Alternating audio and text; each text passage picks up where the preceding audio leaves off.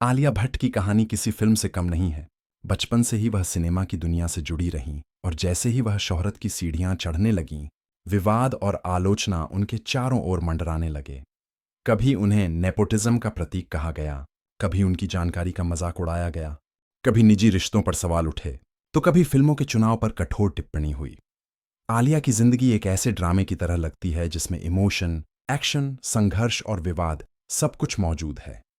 1933 में जन्मी आलिया भट्ट फिल्मकार महेश भट्ट और अभिनेत्री सोनी राजदान की बेटी हैं। फिल्मों का माहौल उनके बचपन से ही उनके चारों ओर था। 2012 में करण जौहर की film student of the year से उन्होंने बॉलीवुड में कदम रखा। उनकी मासूमियत और अभिनय की झलक ने दर्शकों का ध्यान खींचा।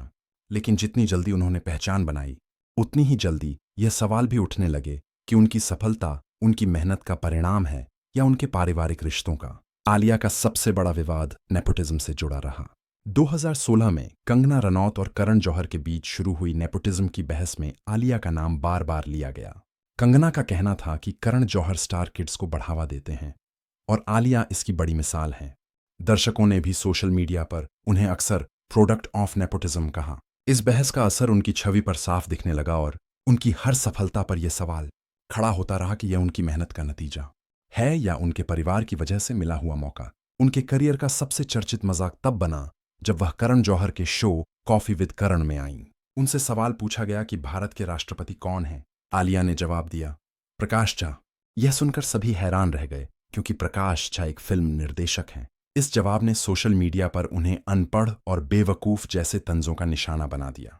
बाद में उन्होंने खुद इसका मजाक उड़ाते हुए एक वीडियो बनाया और कहा कि जिन्हें कुछ नहीं आता वे भी हीरोइन बन सकती हैं।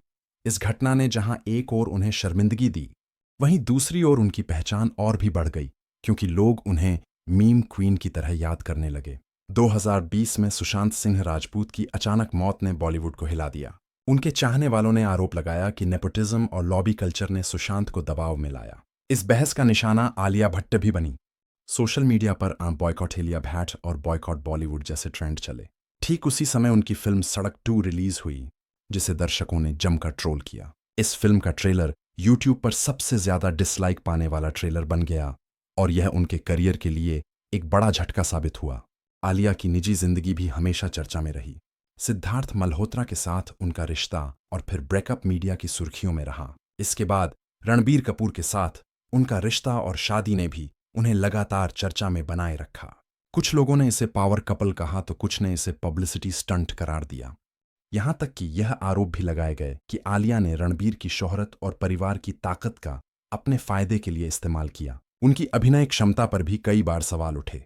जहां हाईवे, राजी और गंगूबाई काठियावाड़ी जैसी फिल्मों में उनके काम की तारीफ हुई, वहीं कलंक जैसी फिल्मों ने उनके चुनाव पर सवाल खड़े किए। आलोचकों का कहना है कि आलिया को अक्सर ओवररेट किया जाता है और उन्हें बेवजह बेस्ट एक्ट्रेस के खिताब दिए जाते हैं।